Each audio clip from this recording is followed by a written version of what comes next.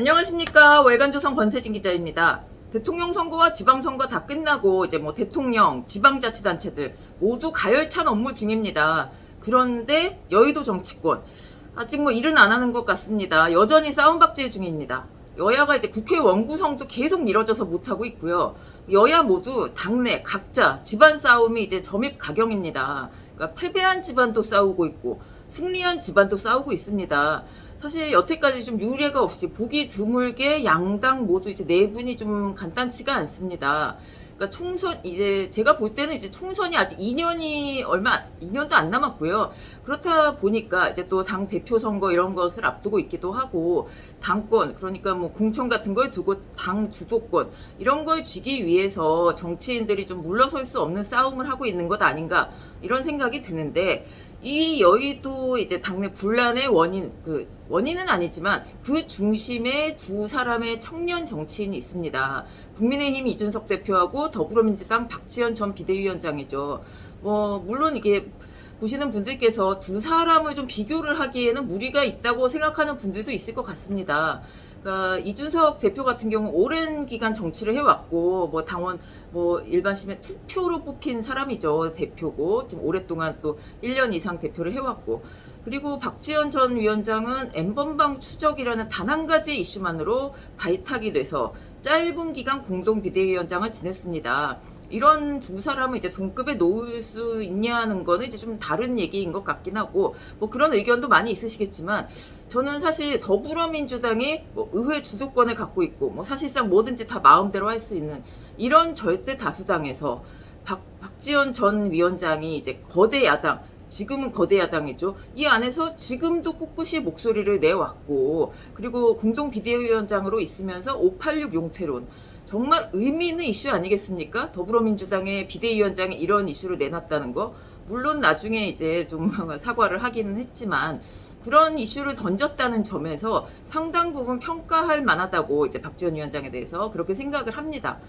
근데 이제 이준석 대표나 박지원 전 위원장이나 좀 앞날은 지금 밝지 않은 것 같습니다. 이제 뭐 거대당의 대표직을 이제 맡았었긴 하지만 이준석 대표는 뭐 성상납 의혹 때문에 지금 언제 윤리위원회 결론은 며칠 앞두고 이제 풍전등화의 상황이죠. 본인은 뭐 결백하다고 하지만 그리고 박지원 전 위원장 그때 이제 지방선거 이후 이제 모두 지도부가 사퇴를 했는데 조용히 이제 있는 줄 알았더니 8월 전당대회에 출마하겠다고 얘기를 했었죠. 이제 공식 출마 선언을 했는데 뭐 결국은 이제 무산됐습니다. 입당한 지 6개월이 지나야 하는 당원 당규에 이제 걸린 거죠. 이제 출마 자격 자체가 없다고 결론이 났습니다. 그러니까 이제 근데 이제 앞으로 어떤 일을 할지는 좀 이제 지켜봐야 될 것 같긴 하고요. 이 두 사람의 공통점과 장점 한번 얘기할 필요는 있는 것 같습니다. 이 두 사람의 공통점, 그쵸? 원외입니다. 국회의원 해본 적이 한 번도 없고 국회에 진출한 적 없는 이런 청년층, 80년대, 90년대생 이런 청년 정치인이 없는 건 아닌데 이 100석이 넘는 거대 정당의 대표 맨 위에 있는 수장 자리를 맡았다는 점 이게 공통점이죠.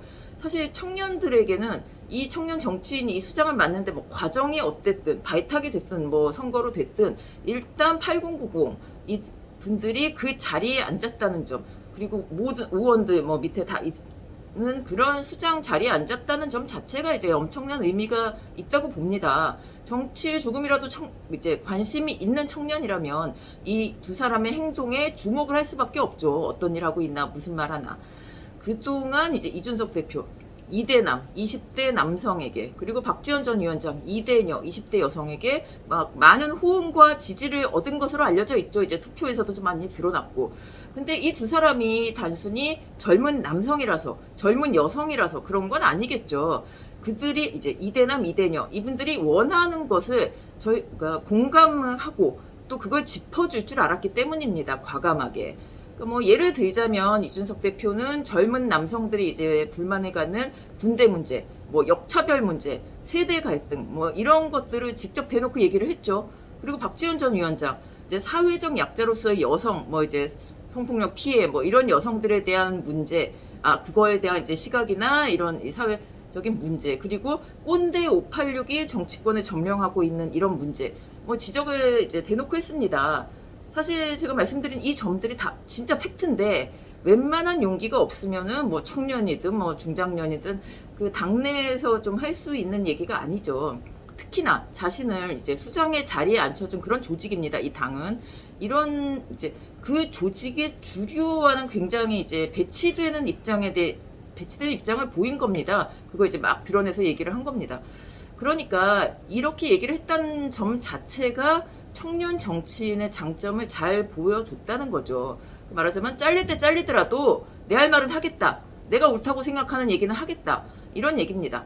근데 청년 정치인이라고 해서 이렇게 다 할 수 있는 건 아니죠. 이준석이기 때문에, 박지원이기 때문에 할 수 있었던 일입니다. 그렇기 때문에 저는 이 두 분은 뭐 이분에 대한 호호를 떠나서 높이 평가해야 한다고 생각을 하고요.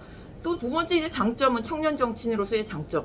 그렇게 무한 공격을 받고 막 싫은 소리, 비판, 뭐 그냥 원색적인 공격까지 다 들어도 기죽지 않습니다. 뭐 이준석 대표는 뭐 물론 다들 잘 아실 거고 박지원 전 위원장도 그렇게 해서 뭐 586 용태로 때문에 사과를 하긴 했는데 이제 퇴진하고 나서도 다시 이제 나 전당대회 도전하겠다 뭐 이렇게 기죽지 않습니다. 이러니까 이것도 이제 이 청년 세대의 장점이면서 이 박지원, 뭐 이준석 이 두 사람의 장점이라고 볼 수 있을 것 같습니다. 근데 사실 뭐 현실적으로는 이 두 사람은 당내에서 아주 혹독한 공격을 받고 있죠. 무엇이 문제이고 단점이 무엇이겠습니까? 사실 국민이 보는 가장 큰 문제점은 정제되지 않은 발언과 행동일 겁니다.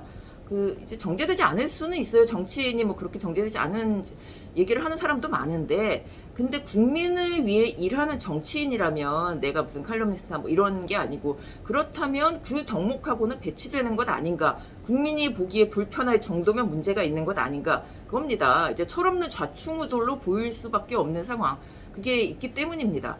그러니까 그들의 언행이 정말 틀려서가 아니라 그 당내 갈등을 그렇게 불러일으키는 이유도 사실 명분은 좀 이런 게 많습니다. 정치적 뭐 입장 차이, 정책 차이 이런 게 아니라 말하는 방식과 태도에 대해서 반감을 갖는 사람이 이제 많다.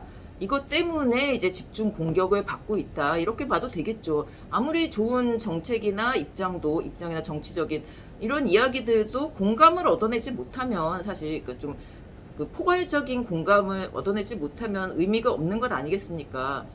그리고 이제 또 다른 문제점, 이 절제되지 않은 언행 외에도 또 다른 문제점은 이 두 사람이 사실 뭐 몇 년 전부터 이게 심화되고 있는 이제 국내 갈등이 있죠. 사회적인 갈등, 세대 갈등이 있고 젠더 갈등이 있습니다. 이거 뭐 이번 대선 지선에서 좀 많이 드러났다고 하는데, 이런 갈등을 사실 더 키운 장본인이 아닌가, 이게 이제 문제점이라는 겁니다.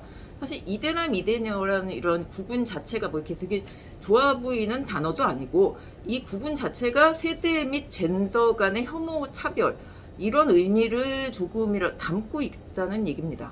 그러니까 여기에 이제 약간 이용하는 듯한 이들의 행동, 언행이 사실 어떻게 보면 남혐, 여혐, 지금 20대, 30대 사이에서 많이 벌어지고 있는, 이게 조금 더 이제 수면 밖으로 나오고 좀 더 강화되고 현상이 더 부각되는 것 아닌가, 이런 우려가 될 수밖에 없죠.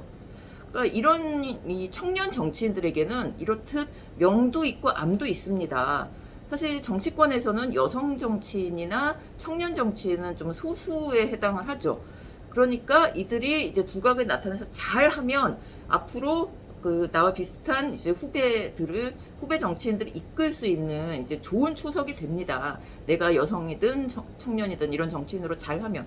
근데 못하면 오히려 후배들의 앞길을 막는 거죠. 그냥 여성이나 청년 정치인이 계속 나올 수도 있는 거를 그냥 막아버리는 겁니다. 아예.